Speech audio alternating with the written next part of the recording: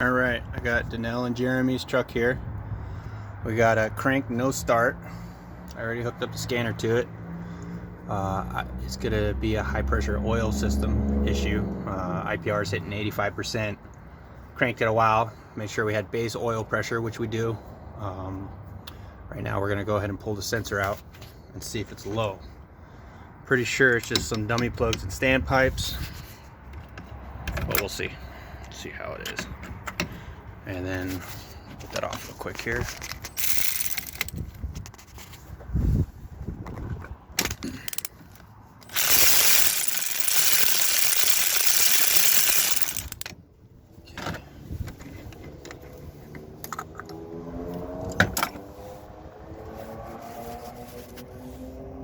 Well, it looks like it's at the tip top. So we'll have to air pressure to test this thing.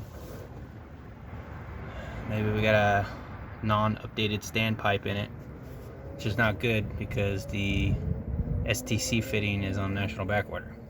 So, all right, we'll see what happens.